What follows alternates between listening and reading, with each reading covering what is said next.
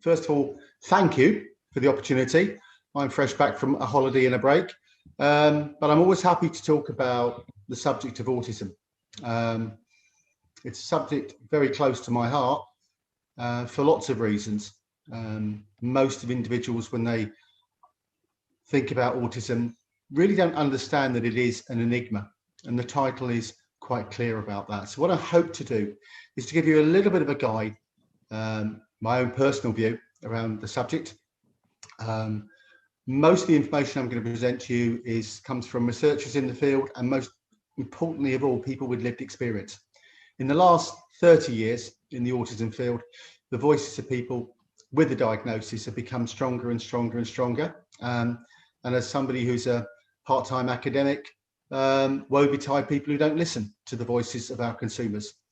In the early first 30 years of our kind of research, it was too much, really like putting people in goldfish bowls. A lot of the studies were about what we call things, numbers, how many people behaved with particular behaviours, how many people rocked, how many people smiled, how many people made eye contact. And actually what I'm going to present to you today is a personal view, which I kind of evolved over the last 30 years with my colleagues internationally, which is the fundamental definition for me of autism is that autism is a thinking style. It's not about behaviours at all. It's about how people see the world. And if there's one view that I hold very dearly when I'm talking to families in my practice and to individuals when they get a diagnosis, it's the fact that the best way to think of autism is a language that we don't fully understand. Now, if you're in a foreign country and you don't speak the language and you're going to be there a long time, you learn to speak the language. It's the rule, as far as I'm concerned. What you don't expect people to do is to just learn your language. And one of the mysteries around autism over the years, and as their definitions have changed and expanded, is this idea of accepting that we're trying to figure out individuals who are sometimes different from us in the way they see the world. So for me, this talk, I'm going to really highlight a few basics. I want to allow plenty of time for discussion as well, and for comments and thoughts. It's nice to have a relatively small group of people and a motivated group of people on a Sunday evening or morning. For those of you in India, or afternoon, I lose track of time at the moment. So if we go on to the next slide, Raj, I'll just start with some basics. Raj has been very kind about presenting my background. I am a clinical psychologist, and my specialism was originally working with people with intellectual disabilities. And that evolved over time to children and young people, some adults with what we might call mental health conditions. But autism became over 50% of my work. And it actually wasn't by choice or design, it happened. What happened was my work was particularly working with individuals with what we might describe as severe challenging behaviours or behaviours of concern. And I began to realise that over 50 to 60% of those individuals that my colleagues and I were asked to work with at Studio 3, our organisation, were on the spectrum, either diagnosed or undiagnosed. But to give you a bit of a background of where I am, I'm going to look at what we all call autism-informed supports. I'm going to look at autism itself, and everything I'm going to talk about in my work fits within positive psychological principles. I'm not a psychologist. I started off as what we call a radical behaviourist. I didn't believe in people's thoughts, feelings, or emotions. Genuinely, life was a lot simpler in the 80s, as I used to describe it to people. By the time I got to the mid-1990s and I worked with a lot of people in the real world, I started to realise that psychological principles in terms of well-being and supporting individuals were far more important than just psychological principles involved in behaviour as such. I'd often get referrals in the early days as a practicing psychologist to fix someone's behaviour problem, a term I absolutely loathe and despise these days. I can still look back in my records now and see those requests. And sometimes in the early days, I wrote plans for people. I can see we've got a few doctors here. Almost like I described myself as a glorified doctor in the early days. I've got some articles on my own website about my own approaches. One of them is called The Recovering Behaviourist, which was designed to upset a lot of radical behaviourists on the planet. And I'm proud to tell you it seems to have happened. So on to this idea, next slide please, Raj, of what we mean by autism within the context of my background. There are a lot of terms that are used for autism, but it's not a very old concept. The first term was used formally in 1943. So by my maths, it's a 78-year-old construct. However, autism has been around basically since man was on this planet. But in terms of the term itself, and there are a lot of terms that people use interchangeably. People talk about classic autism. They talk about Kanner type autism. That's after the original founder in the United States called Professor Leo Kanner. Or Asperger's syndrome, which I'll talk a little bit about, and high functioning autism. A few years ago in the Diagnostic and Statistical Manuals, they removed the term Asperger's syndrome. And I remember being asked by somebody with a diagnosis of Asperger's syndrome, very literally, do I not have it anymore? And my answer to him was really simple. Yes, you do. These are scientists debating about abstract words and constructs. Ignore them. Do you like the term Asperger's syndrome? He said, yes, I do. I said, then stick with it. My least favorite term is at the bottom of this slide. As somebody said to me once, somebody's autistic, but they're able.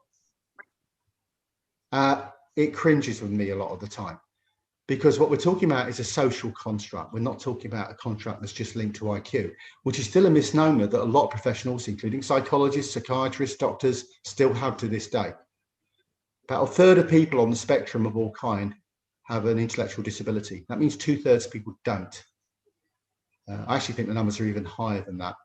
So the terms themselves are confusing for people, and anyone who's ever, watched everything from the movie Rain Man to surfing on the internet will know how confusing the subject matter is. Autism itself as well attracts huge numbers of what I might call therapies and interventions.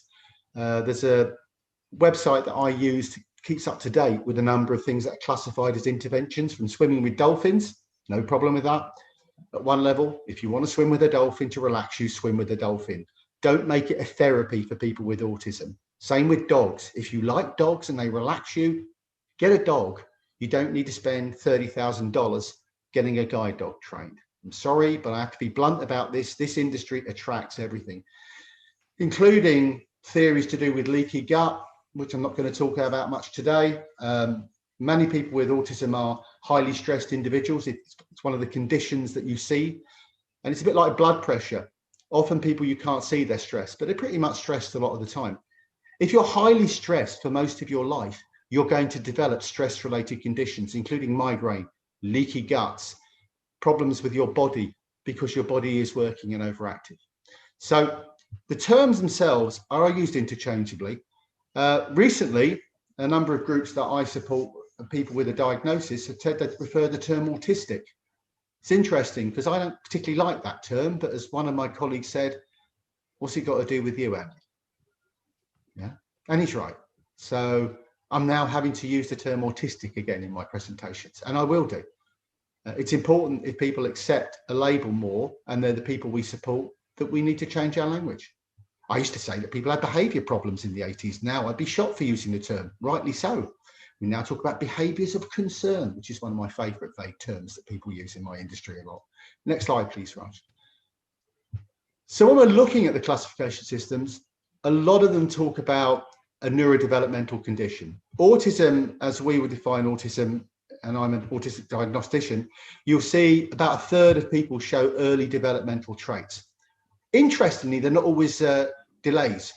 I remember working with an adult who now works in the IT industry who has a secret diagnosis. He doesn't want people to know, and I respect that. And his parents, I did a visual developmental screen with them, and there were no negative developmental milestones, except for the fact that he used accelerated milestones. He used language that an 18-month-old child almost shouldn't be able to use. Very sophisticated language by the time of 4. By the time he was 7, he played with lots of children in his family. So the parents said he was highly social. It's not their fault, except he wouldn't play with strangers. So they were taking the view of their world with people who are familiar to him. He got through education. He got himself an incredibly fantastic IT degree and has a fantastic life. The only reason why I had to diagnose him later in life is because he started to realize that his fears and anxieties around stress were sometimes overwhelming him. He had kids and a family. So actually, I introduced him to the McDonnell concept of a secret diagnosis. I explained to him that despite international classification systems, autism is not a disease. Therefore, I don't have to notify anyone, and neither does he, that he may have those features. He found it quite liberating, is what he told me, and I gave him an awful lot of literature to read about people who were similar, and then linked him up with people very similar to himself in support groups. Somebody who doesn't need a lot. And the other thing I want to describe is about 2/3 of the people that I work with on the spectrum don't need any help whatsoever. They thrive and they flourish. They have a lot of special abilities and talents. So one of the things that I want to make one plug for on this talk is that around 1979, a psychiatrist called Lorna Wing and a psychologist called Judy Gould, Lorna Wing sadly passed away a few years ago, coined the term the triad to describe autism. They called that the triad of impairments. I never liked the term. I had the honour to have been trained by Lorna Wing and Judy Gould over the years. And one thing I'll say about them as academics is that they are real academics. You're allowed to debate and argue. I remember Lorna Wing referring to me as a cheeky boy. That was only 20 years ago, Raj. It was quite insulting. He said, boy? I'm in my 40s, woman. Well, late 30s, boy? And she said, well, you know what I mean by that, Andy. And the argument was over, why do we talk about impairments? But people still do. So if I go on to the next slide, I don't want to, yeah. When we talk about these kind of developmental differences that exist, we increasingly understand an awful lot more about brain development, but sadly not enough. We can still put in a thimble what people talk about brains. No matter when people talk about MRI scans, neuroimaging, hormonal systems, they're still at our infancy. I like to think about it very much as the early days of surgery in maybe 1802 in London. You know, when surgeons were priding themselves on the new technology. They never had anesthetics and they're trying to figure out how the body worked. Scientifically, we are still in our infancy about studying these kind of social constructs. But the idea of a neurodevelopmental and developmental disorder or condition is something that pretty much every diagnostician agrees links to what we call autism. Next slide, please, Raj. I'm going to rush through these quite quickly, but I think one of the best definitions I've ever come across was from my colleague, Peter Vermeulen, who's a friend who's Belgian. He speaks 5 languages. He's one of the world's leading autism experts. And I keep telling people he speaks 5 languages. I'm lucky if I speak 1.5. Bad English and a bit of Cockney from London and a bit of bad German. But Peter is one of these educated practitioners who's written about 12 books on the subject of autism alone, and they're quite profound. He's one of our great thinkers in the field. And one of the definitions he used himself that I've adopted is that he talked about in 2012, people with autism are trying to make sense of a world that is confusing and chaotic to them, particularly socially. He goes on to say that often those individuals don't show their own distress and confusion. They mask it quite well. For example, one of the old myths in autism used to be that 5 times as many boys are diagnosed with autism as females, males to females. It's a myth. Studies in Sweden from the early 90s show that the ratio is more like 1.5 to 1. So slightly more elevated boys, but not that many.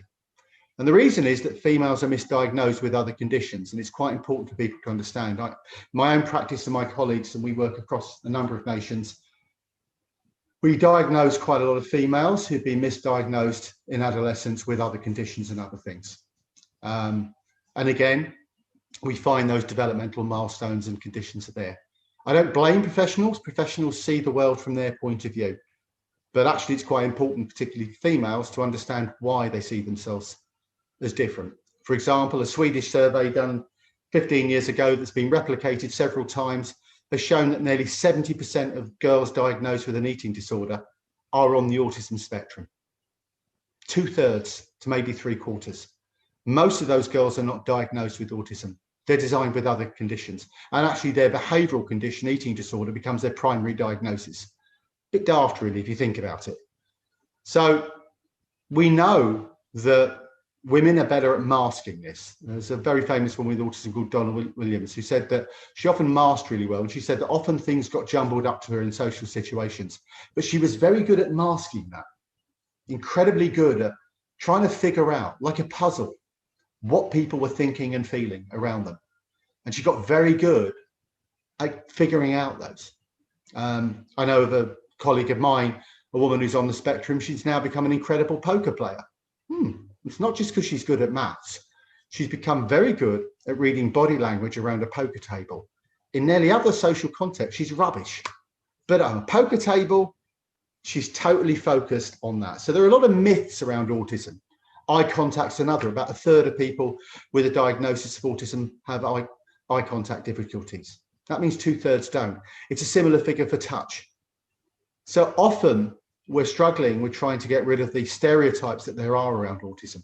Next slide, please, Raj, just while I'm going to carry on. So back to the triad, my colleagues Lorna Wing and Judy Gould refer to the 3 areas: issues around social communication, social interaction, and what they refer to as social imagination. All 3 of these are still components for me of the autistic spectrum, no doubt about it whatsoever. But even before the late Lorna Wing died, we actually got her to think about the term, not in terms of deficits in social communication, but in terms of differences. So if we use the word difference in the triad, quite often people have differences in social communication. Some people have differences in social interaction, and some people do struggle with social imagination, but not all. One of the big myths, and I can tell you this now, many people diagnosed, is that people lack empathy. I might be able to use a clinical term, but I cough gutturally if I did that and claim I had Tourette syndrome, but it's absolute nonsense, and it's the kind of thing that needs to stop. I work with individuals who have struggled with empathic communication with others with a diagnosis. I work with others who have high empathy, but struggle with social imagination. So they can empathize with you, but they don't know why. I know counsellors who are with a diagnosis who make incredibly empathic counsellors, but in one social context. And if you think about this kind of idea of social context, social communication, social interaction, and social imagination, they're all context-driven, as my colleague Peter Vermeulen would call it. We all have context-driven rules. It's just they're more pronounced for people on the spectrum.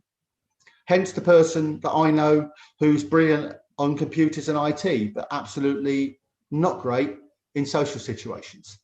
That young man with a diagnosis has found the whole COVID thing and lockdown an absolute boon. Not everyone is struggling that I'm working with on the spectrum in lockdown. Many individuals who are rule governed have loved full lockdown. One guy even told me, everything is now clear.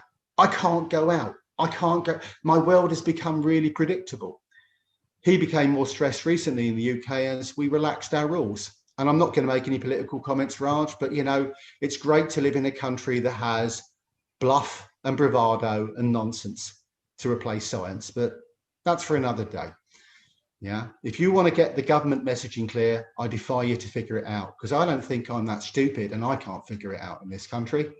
Even yesterday, I was out with a mask thinking, do I wear it? Do I put it in my pocket? Of course, I'm going to wear it because I've read the research data and I'm still going to wear that mask for quite some time. Yeah, don't fancy getting COVID. Raj, even your horror story was enough, but others too. Really don't fancy the idea of it. So the next slide, please. So this idea of difficulties, next slide after that, social development and social communication particularly, we know there are a lot of studies that show that a lot of these issues around social communication start in early childhood, but not for everyone. For some people, they start in adolescence. When I first trained as a diagnostician, I wasn't even told to think about people over the age of 7 or 8. All my training was to be focusing on young children, children who play slightly differently, children who were slightly odd or different was the phrase that my colleagues used to use to me at the time. We weren't even asked to focus on adolescence. And actually what happens with social communication is girls have this stronger advantage than boys in general. Your family and culture, whether you come from a large family, has a huge influence on your social development, but it can mask your condition. If you come from a family of 6 or 7 people, you can learn to interact with those 6 or 7 people really well if you're on the spectrum. You still struggle when you go out into the world with outside of those 6 or 7 people, and that's when it becomes more pronounced.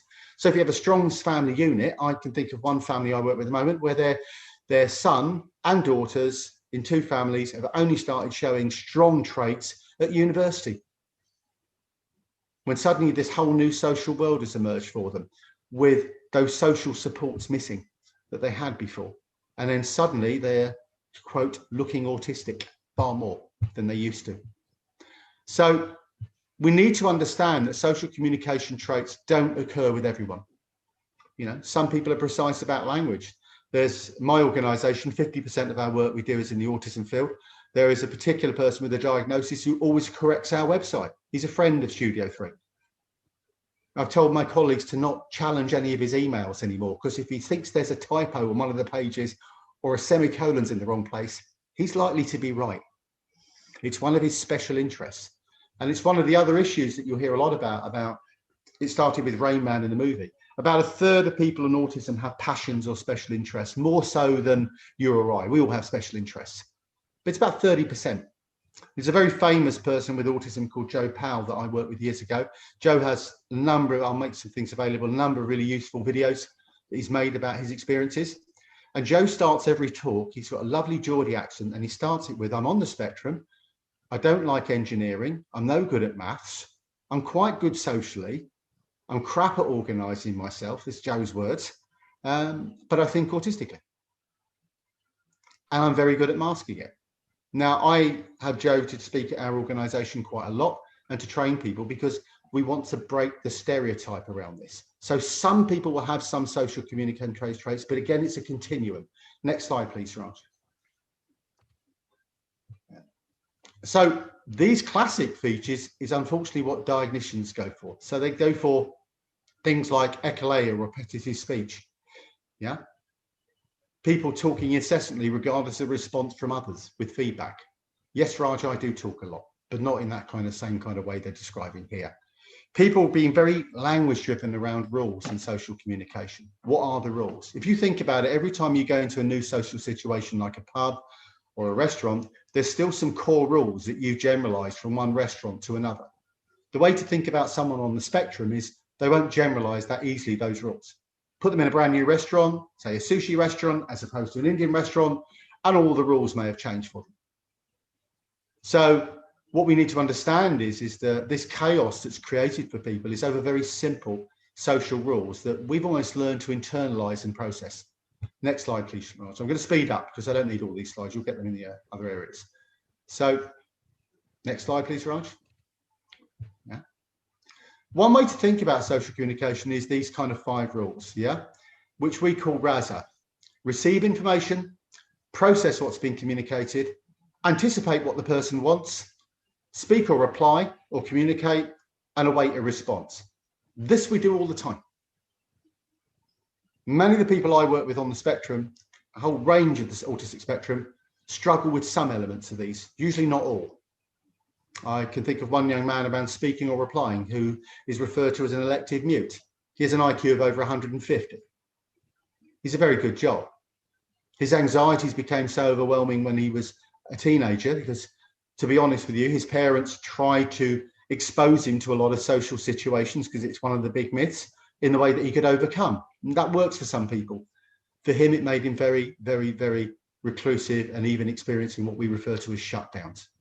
But now he's got a pretty good job and he works from home on a computer. Tis the stereotype and he does really well. But all the other areas, processing what people want, pretty good. He's quite good at anticipating in some context what people want, but not in others.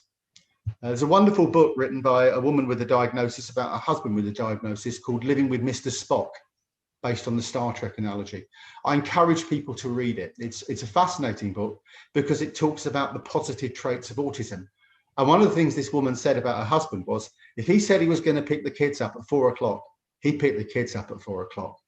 You could rely on him to the point of almost obsessiveness. So she referred to that as a positive trait. If he said he was going to do something, he did it. Yeah, good and bad. But basically on the good side, he made his world so predictable. There's another friend of mine who has a son who has a diagnosis called Dr. Damien Milton. He won't mind me saying it. He lives in the UK. He has a son with a diagnosis, and Damien is probably, I've seen him with his young son, who is now 18, who also has a diagnosis of severe learning disabilities and autism. And it was just wonderful to watch him. Every time I see them, it's a pleasure to see such wonderful communication. But as Damien said, because of his autism himself, he had to learn to be a good parent. So he taught himself from an early age, what are the rules? My son is now a year old. What am I supposed to be doing? I'll ask my friends. I'll read the books. He's also one of the smartest people I've met in the autism field by a country mile. He's far smarter than I am. And I would say that. I've said it publicly at conferences. Yeah. There are individuals out there who are incredibly smart and contribute to our field. One of the things that Damien's contributed recently is something called the double empathy theory, which has become popular around the world. Double empathy is a wonderful way of thinking about saying that somebody has empathic problems. Actually, it's a double empathy problem. When we hear the word autism, bipolar disorder, all the greats, borderline personality disorder, my personal pet hate, when I hear it, people struggle to empathize with people with conditions. So he calls it a double empathy problem. Now, if I have a disability, double empathy problems persist. Yeah? And people can empathize with, say, for example, a physical disability if they can see it.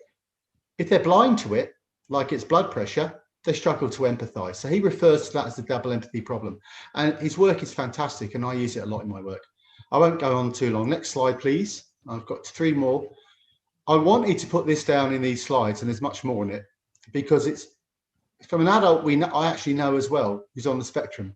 He has Asperger's syndrome. And one of the things he said to me was 2 things, really, to a colleague. Sad to say, there is a disability with Asperger's syndrome, but it's not all mine.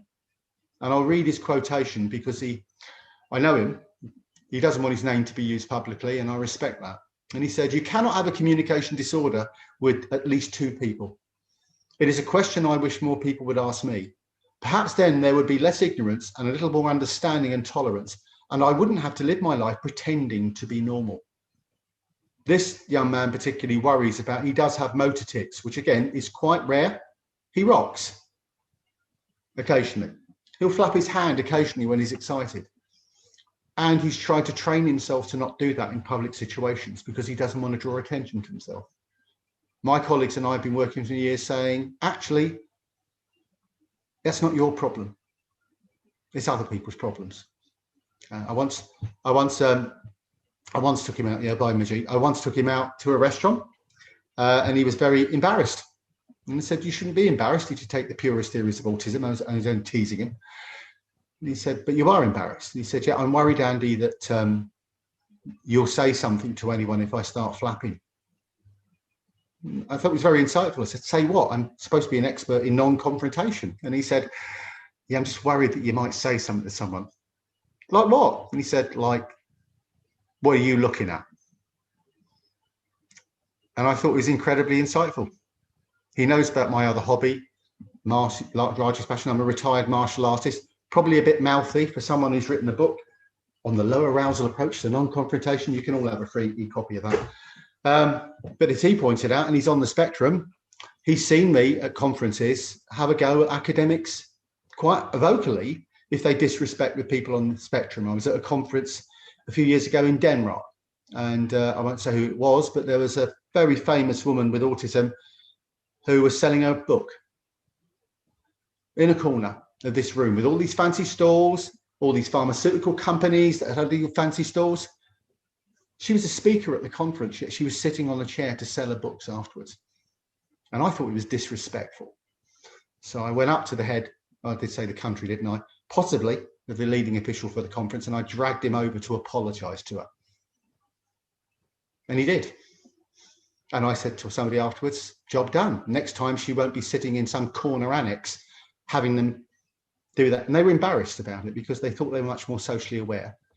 But the word got out on the street that you don't want Andy on your side because he's got a big mouth, which I'm quite flattered about. And I'll take that to the grave. If I'm remembered for nothing else in our industry, making the 3 delegates kowtow in that way and shaming them is something I'll do every time. Same as you go to a fancy restaurant. If I wear a pair of shorts, is it a problem? Depends. I took my kids years ago to a fancy restaurant in Washington. I didn't know it was a fancy restaurant. And the maitre d' looked at me as if something had just crawled in from the gutter. And my kids all said to me, they were adolescents, "Dad, let's not eat here. Let's go somewhere not like this." And I made them stay. And I made them have the fancy meal, which cost a fortune. And it was awful. And it was pretentious. And we had to go and find a cheeseburgers later at night. But I'm passionate about believing that we have to advocate around social rules.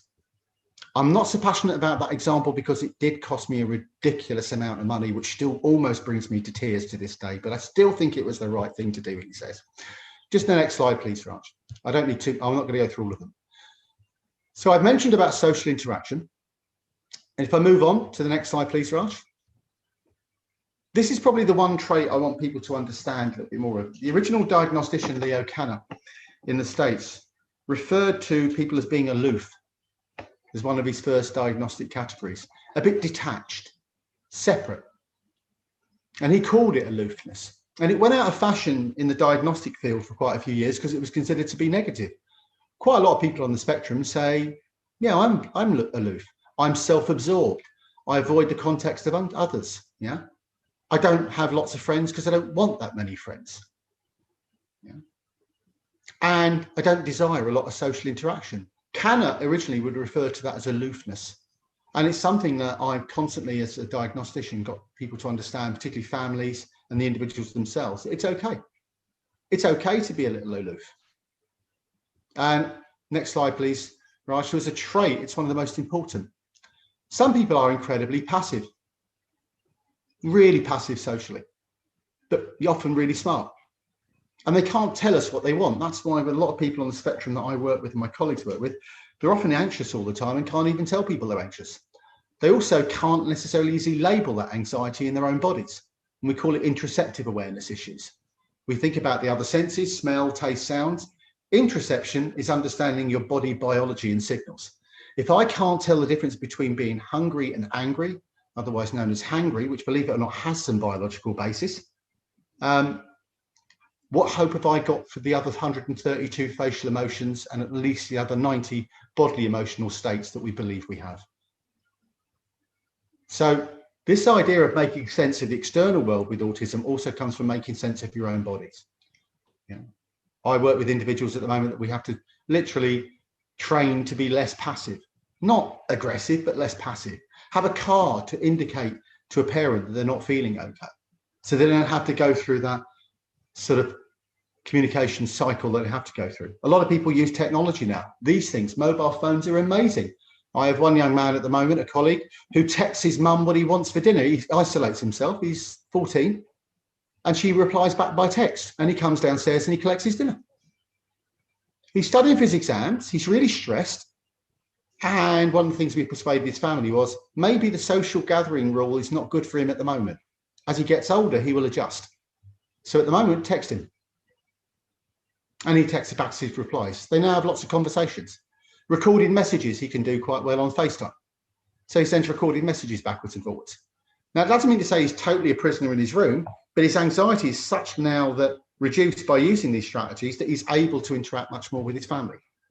And there's a significant reason why I see a lot of people in adolescence is because their biology is changing, the world's already confused to them, and now their body's got confused as well. Another key hotspot around when autism appears to emerge for people. It's not emerging, it just becomes more pronounced when people are stressed. Next slide, please, Raj. I'll belt through these and while there. Other people are active. There's even a term, active and odd, that Lorna Wing used to use that you couldn't use anymore. And this referred to people on the spectrum who were hyperactive. In Denmark, where I do a lot of work, in Sweden, they'll use ADHD and autism interchangeably to classify people as active and odd. In this country, they tend to be all over the place with their classification systems. And in the US, they tend to like one or the other, which is a little bit crazy as far as I'm concerned. You're on the spectrum or you've got ADHD. Many years ago, I was told by an expert in the field of diagnostics that you couldn't have Down syndrome and autism. It was quite a heated debate at a conference. He was adamant that you couldn't have both. And then I started sending him, because he's a friend, papers that showed you could. And actually, if you take those two biological drives and put them together, they also account for some of the most severe behaviour problems I've ever come across in my career. We just don't understand the biological mechanisms that are going on there. But the idea of active and odd was referred to this. Nowadays, we have other terms like pathological demand avoidance syndrome. I haven't got time to talk about that today. People who want to put labels for people who are socially overwhelmed, highly stressed, and want to withdraw from people as a coping strategy.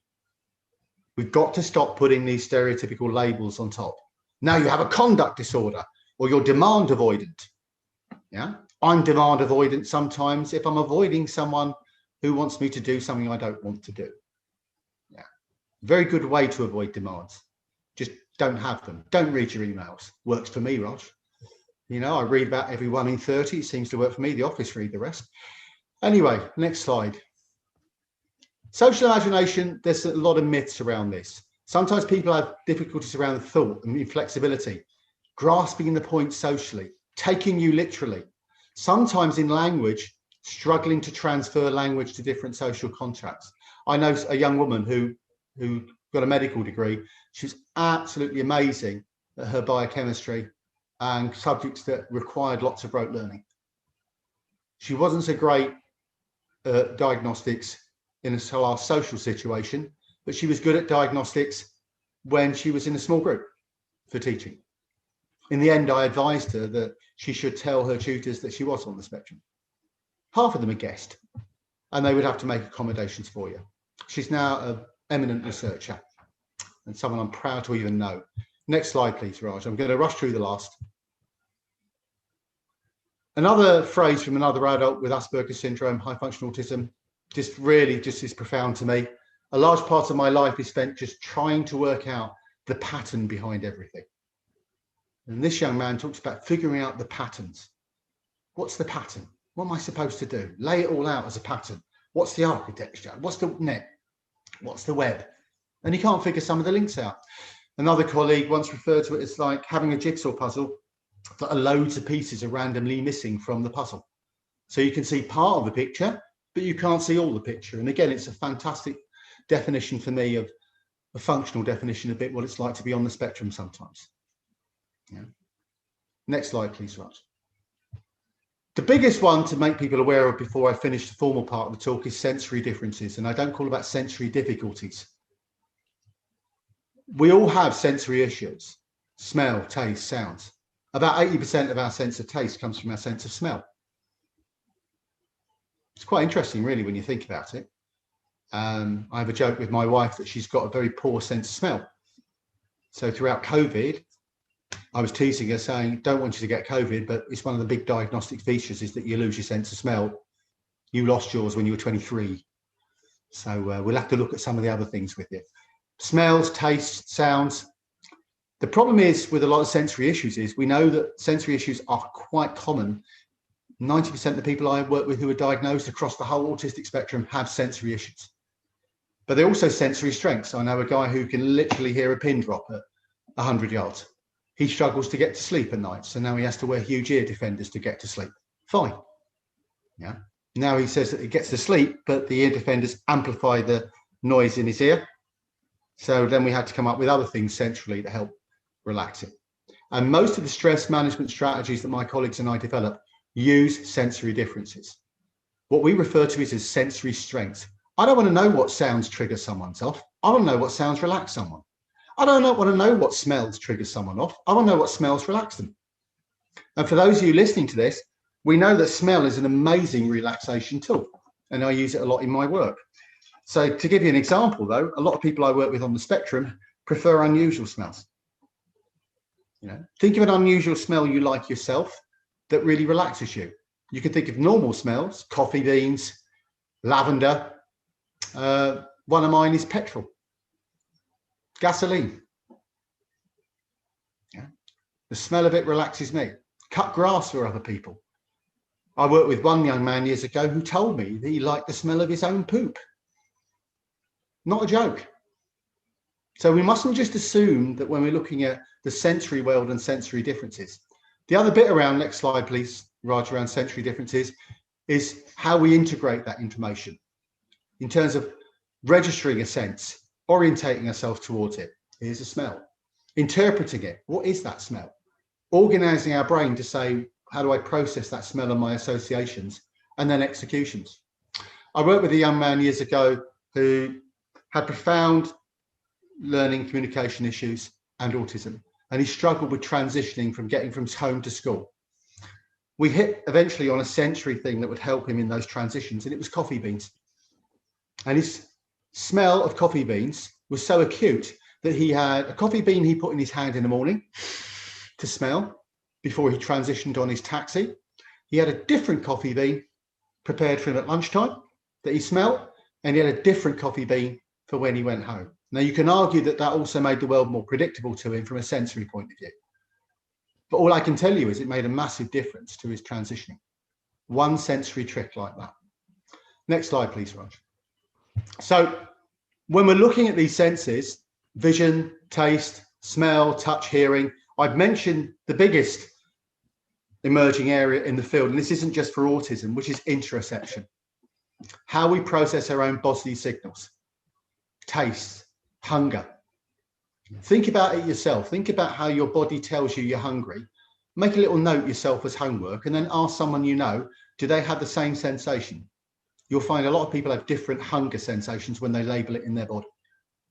Some people don't have that grumbling in their stomach, others do. Some people have a feeling of emptiness. Some people just get irritated. But understanding these sensory issues, for anyone you know, if they've had a diagnosis or you think about it, a good diagnosis must include understanding about sensory processing issues, including interoception. Interoception for me is linked to young girls ending up with eating disorders. Yeah, not having a sense of fullness in one particular young woman I work with. Yeah, not having any body signals and sense to food was another. There are young men that I work with at the moment, particularly, who have to have their food scheduled. If they wasn't scheduled, they wouldn't eat. Same with hydration. So from a stress and well-being point of view, we have to understand this sensory world much, much more. And there's lots of accounts from people with a diagnosis that are telling us so much about it. It's quite an exciting area at the moment. Next slide, please, Raj. I'm nearly finished. So a lot of these coping strategies that people use, yeah, we've known for a long time. Yeah, synesthesia. Yeah, I know one young man who does tell me he sees everything and senses in colours. So he likes the colour blue. He doesn't like the colour yellow. But certain sensory triggers associated with those colours. Some people accommodate themselves in other ways. You'll see people wearing headphones, sometimes when they're sound sensitive, as I said. Next slide, please. Yeah.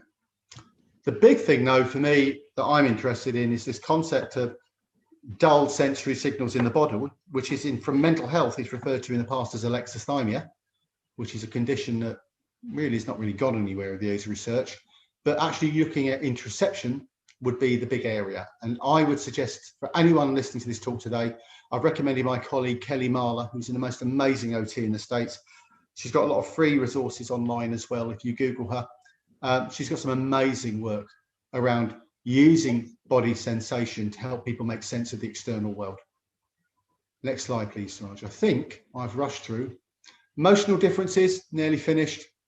If you can't label a feeling that easily in your body, then you're going to struggle to label it on other people as well. So often we get people to check themselves out in the morning. These are people with high functioning autism who mask their condition to the world. So what am I feeling in my body? Put my hand on my heart, not just use a simple Garmin counter and count my heart rate.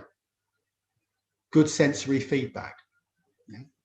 I know one person who checks how sweaty they are on a particular part of the head. Then they know that they're very stressed, and it's a little sensory trick that they've adapted. But understanding emotions in the social world is huge for a lot of people. But what I'm interested in is how people develop more self-control and self-regulation. And often we do this from what we call a wellbeing framework. It's embarrassing to look at things like stress management. So I was talking to Raj about this before, and understanding that, you know, if you have any of these conditions, and if one thing you managed to do was increase your burst cardiac exercise over 6 months, your physiological stress reduces dramatically. It's embarrassing. That's what 100 years of science has taught us. Exercise more. There's a really good book on the science of exercise called The Real Happy Pill by a psychiatrist called Anders Hansen, who's at the Karolinska Institute in Sweden, Stockholm. And it reads almost like the Happy Pill book. You've got mental health issues of other kind, start doing burst cardiac exercise.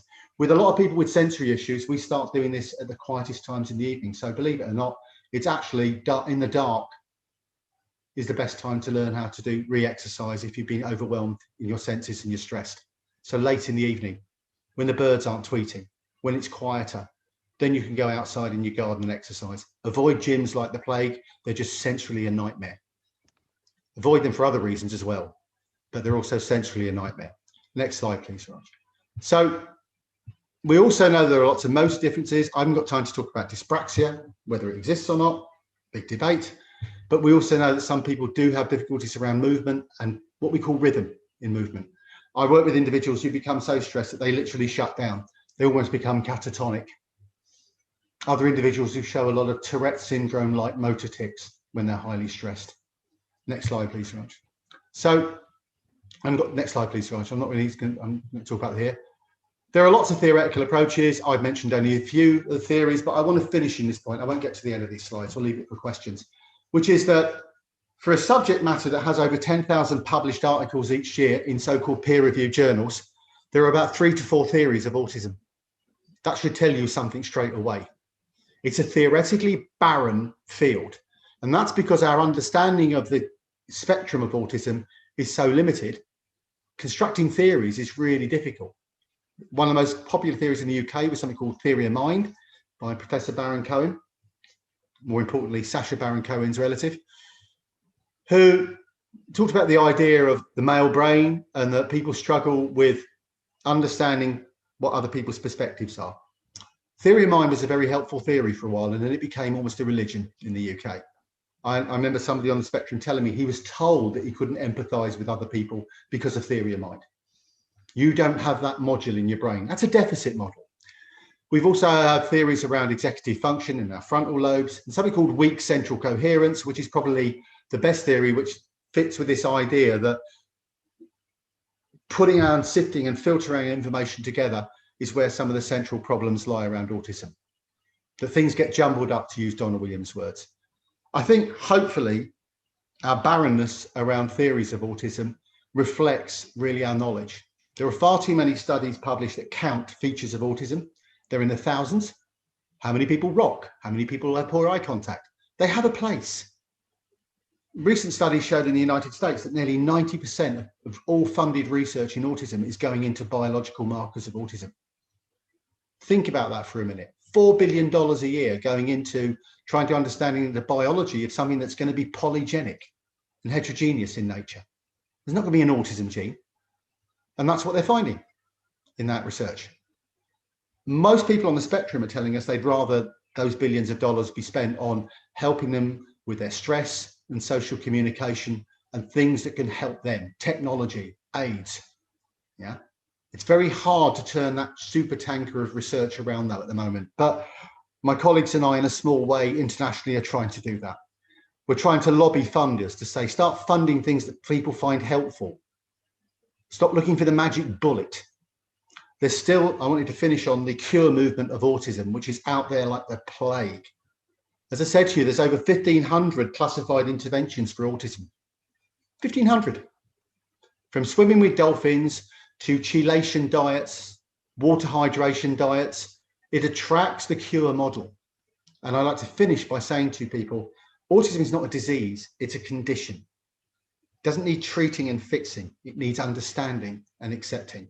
And I think I'll finish there, right there, Raj, rather than, you're welcome to the slides, you're welcome to lots of other information on this if it's about your interest. But thank you very much for giving me this opportunity to speak to you guys. And I'm open for question, Raj, or not, as the case may be. It's all good. Excellent. Well, first of all, thank you for an excellent presentation. And there's a number of individuals that are still on the call. They're still on the call from different parts of the world. If you'd like to ask a question, and just do so by putting your hand up. You can put your hand up either physically, or I can't see everyone's hand, or you can choose one of those artificial signals. So I think Sonia had her hand up first, I believe, and then there's a competition between the two Dr. Sorens as well in just a moment. The important doctors. Yeah. So Sonia, if you ask a question. Brilliant. Thank you, Andy. That was absolutely amazing.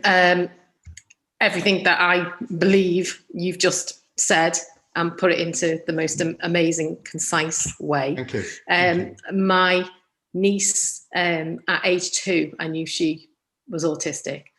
And we were very, very lucky. We had a great paediatrician who took us seriously. Yeah. And she was actually statemented by the time she went to school at 5, has had help all the way through her life. Her passion is embroidery, and she went on to do an embroidery degree, which she got.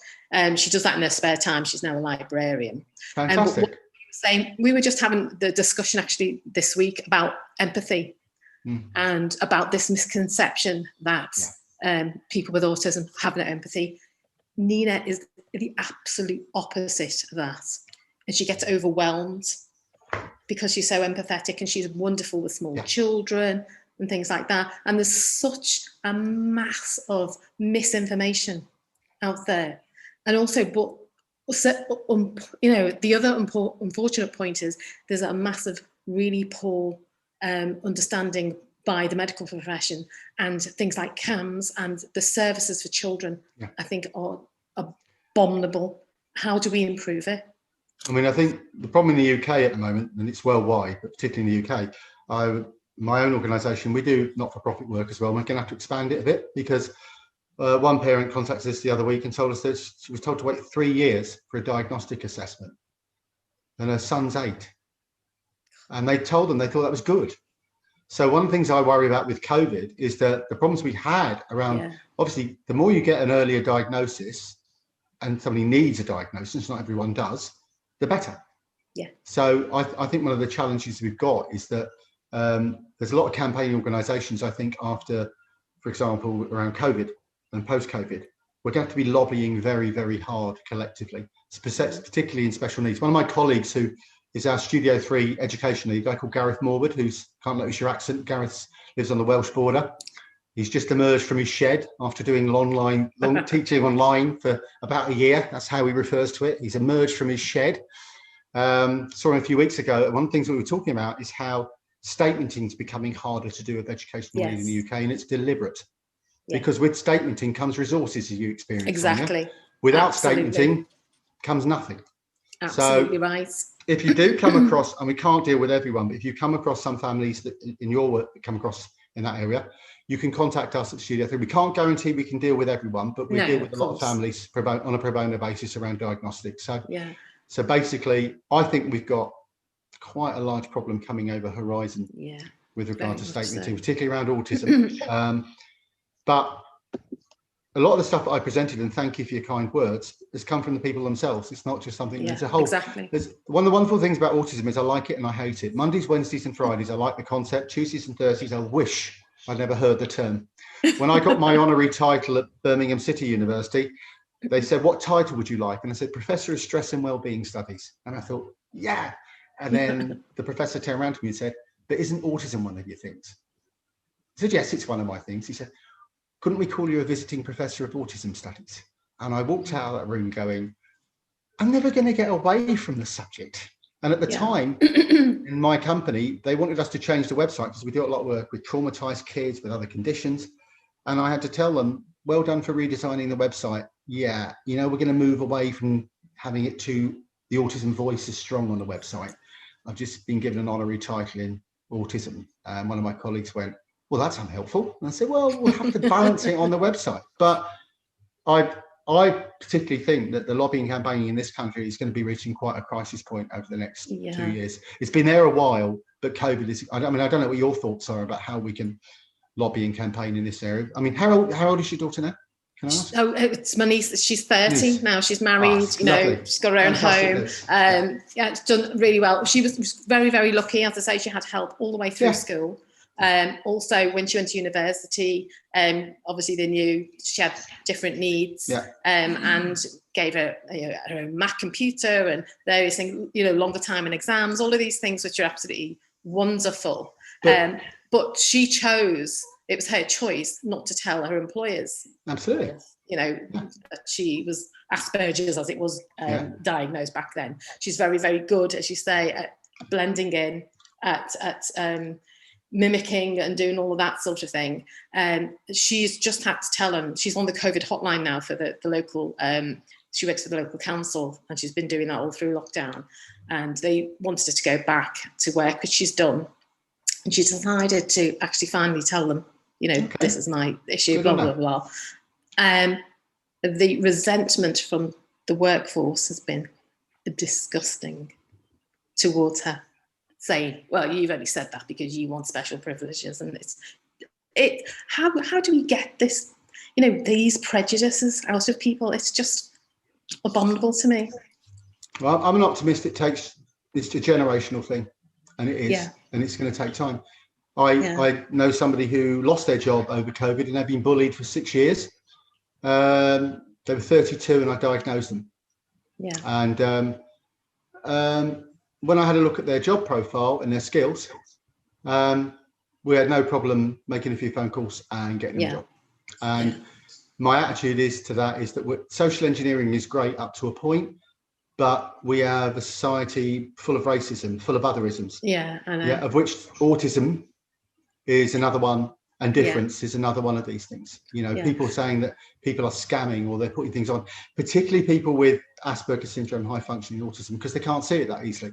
They don't see it when somebody's going. So I do think having a greater awareness and understanding of empathy and about listening to people's real life stories makes a difference. Quite a lot of that's ignorance, and ignorance can be overcome, but real true prejudice, I'm sorry, the only way it can be overcome, low arousal expert is with a piece of 2x4, in my opinion, but that probably wouldn't sound too good in my day job.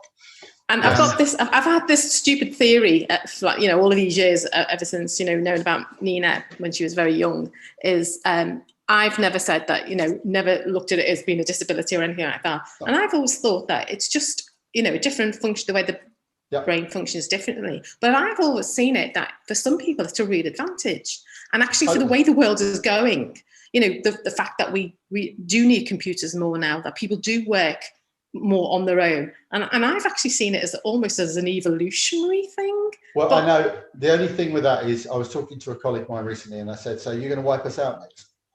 And he just said, I've watched all those sci-fi movies, and he laughed. And I said, and just basically, you're the new Homo superior, are you lot? And he turned around and he said, only you get away with saying you lot. No. Because I'm a friend of you lot. Is that it? And that was actually last summer. We were outside socially distant meeting. Yeah. And there is a thing here about positive traits that people have. And that's why employers, GCHQ have a number of people defending the UK and probably sending cyber bombs all over the world who have a diagnosis. Alan Turing would have had autism, you know what I mean? Well, but it's the only danger is Elon Musk has just come out and admitted his own diagnosis. Yeah. Which is a good thing. The problem is I mentioned my friend Joe Powell, the problem is that's one group of people on the spectrum who are techies, who are into that stuff, who are into order. There are others too, but the more people can come out and disclose that, allegedly Barron, Donald Trump's son, has a diagnosis of autism. It's never been publicly mentioned. He has actually expert help from a guy called former Professor Andrew Wakefield, Mr. Leaky Gut, the former ruck off doctor, as I keep reminding people. Right, so allegedly. Okay, right. Sorry, I've taken up your time. I know other people want to. Really important question. Thank you for that. Just allow others to ask a question. Really so Dooney Soren, is retired GP, my father. So he'd like to ask a question, and I believe that Sylvie Soren would like to ask a question after that. So, Dad, just have to come off mute.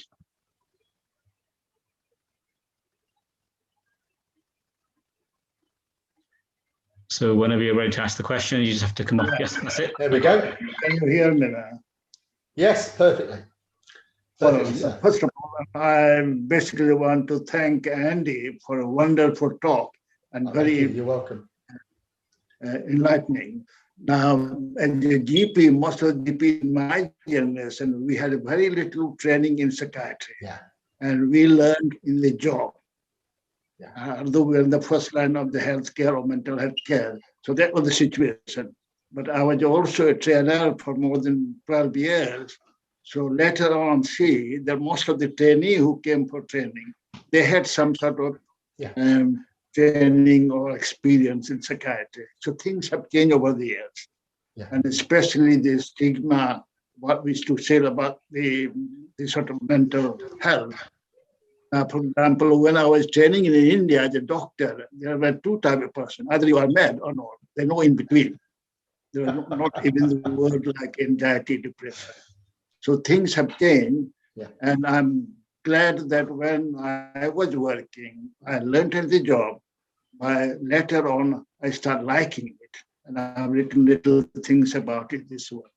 Thank you again, Andy. Thank you. You're very welcome. And I don't want to come over as knocking doctors or psychologists. It's all about evolution. And I think we are learning a lot more. And I think, like I said, to use your analogy from the old days, the lunatics are taking over the asylum. So we better start listening to our customers even more. Otherwise, they'll be putting us in places like that in generations to come. So I think it's wonderful to hear your honesty as well.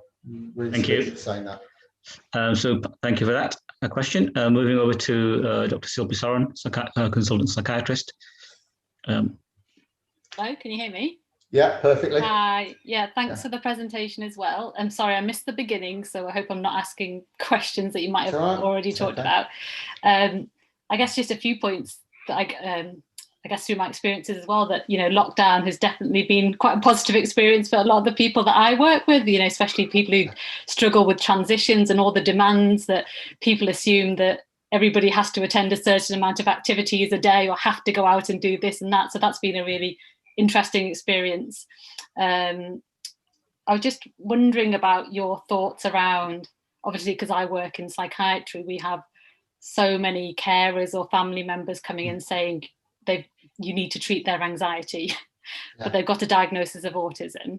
So, you know, I always struggle a bit because clearly some of the presentations of, you know, might be as a result of circumstances or situations that might, you know, I guess induce a stress reaction, but then it being labelled as anxiety that needs treating with medication, which obviously we try and avoid using medication. So I don't know if that's something you mentioned before, but it's that kind of comorbidity it's a whole subject in itself. I mean, I'm involved with, some people think it's a semantic difference, which is stress management is probably what I consider what I do for a job.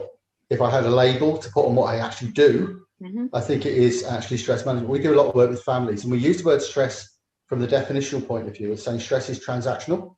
So, for example, with a family, rather than saying my son or daughter's got an anxiety condition, the temptation is then to place that problem within the child or the adult.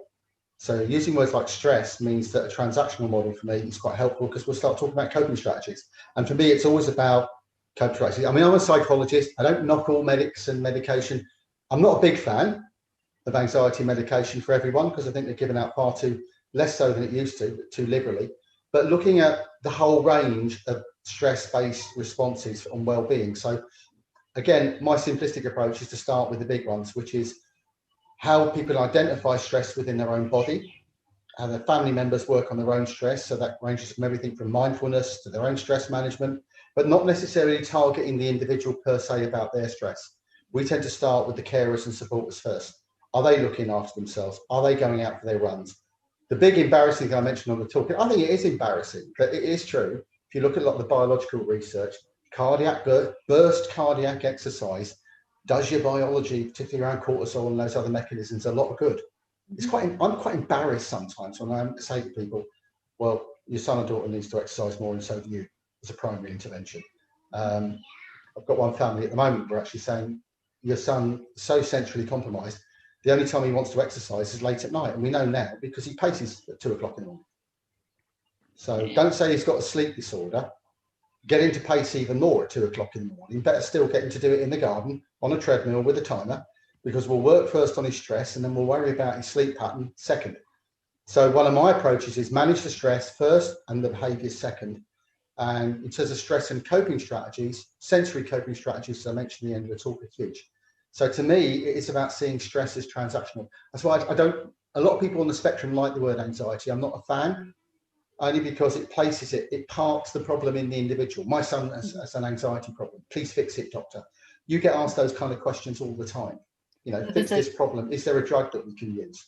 Rather than saying it's stress, it's transactional, it's your problem as well as your son or daughter's or your adult sons. And I think I got the example of a family moment where their son is almost barricading himself. He's been out in mental health establishments over the last year, almost like a holiday. He gets a respite break by going into a ward. Now, he gets very little interaction on that ward. He gets sod all interaction, to be blunt. The staff are quite empathic, and he gets his 3 square meals, and he doesn't need to engage in his routines in that environment. So what happens is he'll go in like you and I would book centre parks. Yeah, a couple of weeks, chill out, go home, go back into his same old routines again. So we're now working with the family at the moment to say that, what are you like when he comes home? You must be stressed to hell. And they're saying, yes, we need to prepare you better because your stress affects his affects yours. It's transactional. And to me, it's quite liberating. It's a very simple construct that I didn't invent. It goes back, as you know, way before, about models of stress and coping. I just find them much more helpful as a clinician than models of anxiety.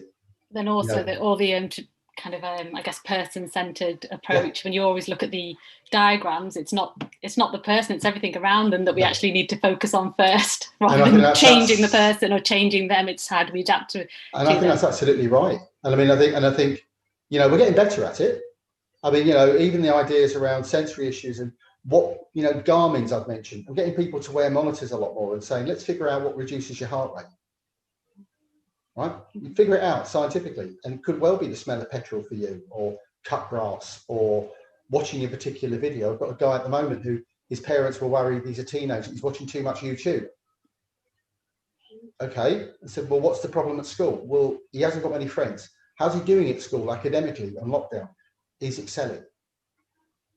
So literally I had to say to them, why are we having this conversation? Sorry, sounds like your son is flourishing. But what's the question? And they went, well, the question is, he spends a lot of time on YouTube. I said, right. So is he sleeping okay? Yeah. But he'll watch it up until, say, 1 o'clock, sleep for 7 hours, get up, do his schoolwork. There's a lot of myths that we've got to debunk about people's coping strategies around that area. And I think, my biggest one at the moment is I've got a young woman at the moment that we want her, she gets her issues, but her problem is erratic sleep pattern. We know that her cortisol levels are through the roof through a medical test. I mean, astronomical.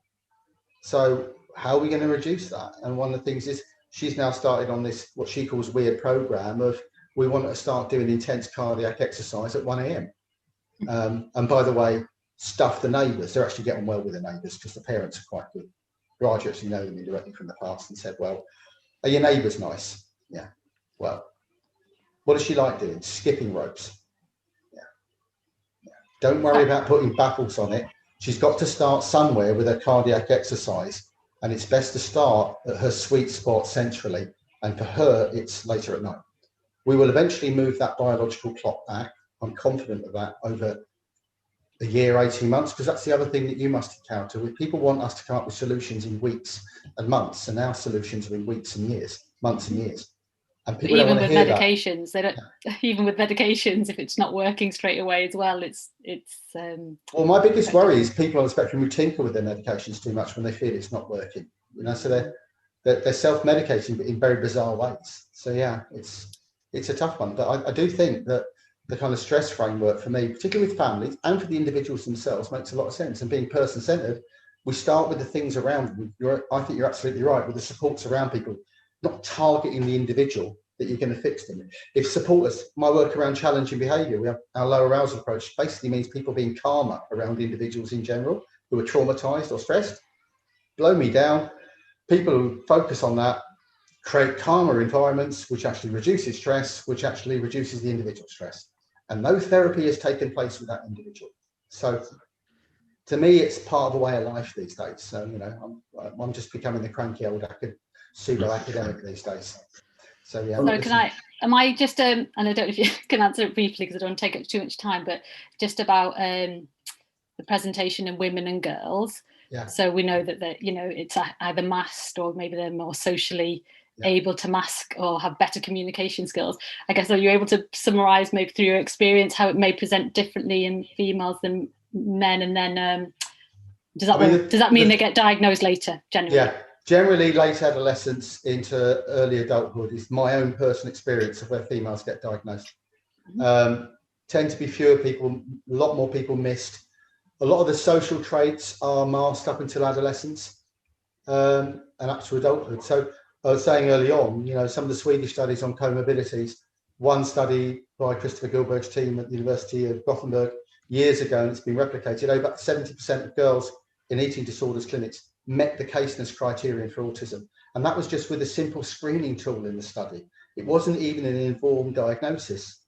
So girls get presented with other things, and also the classic traits, particularly repetitive behaviours, and this is slightly weaker in the science, we manifestly see less of that. So the masking tends to come from, horrible word, higher verbal IQs, people being slightly more social, and you've got also the male-female academic split as well, which means things get masked usually until adolescence. We have been doing a lot of pro bono work over lockdown, and the number of, I'm actually getting to the point of worried about the number of autistic girls that have, adolescents have been referred to us, and university student level females that have been referred to us and self-referred in several cases to say, I think I might be on the spectrum. And it's only when those big social contexts change. I think there's also a stereotype with diagnosticians. The overshadowing comes also from something that was said early on, which is actually from ignorance as well of diagnosticians. Not all, but I'm sick and tired. I read a report the other week saying that an eminent diagnostician had said that somebody wasn't on the spectrum because their eye contact was too good. That's what the parents have processed. It's got to stop. We've got to stop this kind of looking at it in that kind of way. And I think things like Professor Baron Cohen's book on male brains and autism, it's nonsense. And by definition, it's functionally nonsense. You know, what we're talking about is people being more aware. And I think being aware in sort of late part of school years, sort of like 10, 11, 12, is one of the critical periods before biological turbocharging occurs. So my experience is it tends to be later. And actually, if I'm looking at people that I personally am involved with, that gap between, say, 14 up to about 24 is quite a hotspot window where people become more stressed, their environments change, their biology changes, and they end up manifesting maybe more traits that they'll say, I've got OCD, or I've got this need to wash my hands, one young woman's case. But when we did her developmental milestones and talked to her, she had a lot more things than just hand washing to worry about. She'd gone to university, thought she would, thrive in a university environment, and actually has not thrived in lockdown because she was expecting to have the social life at university. That was going to be her big thing, to step out into that world. That didn't happen with lockdown. So I think you're right as well about the day centre. Just one point on that.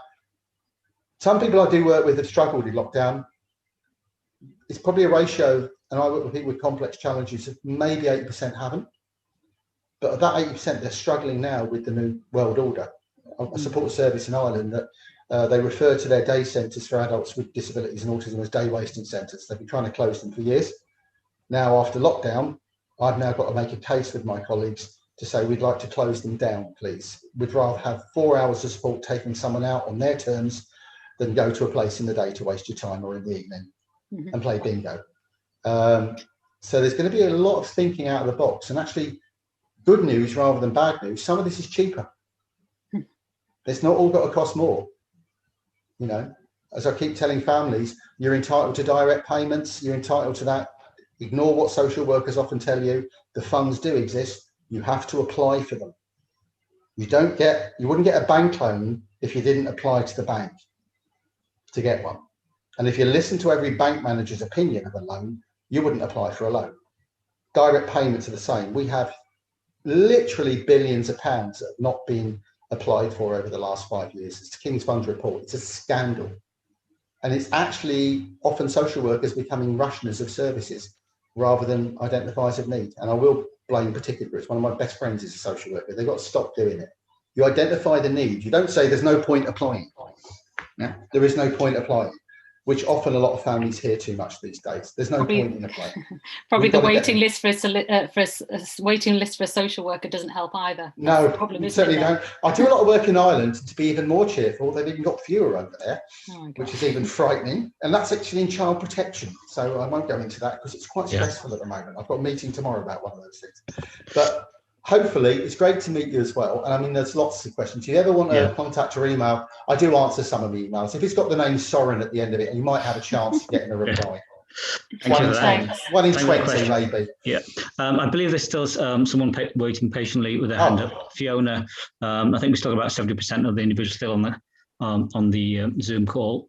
and obviously going to ensure that we've got this recording. So Fiona, are you still with us?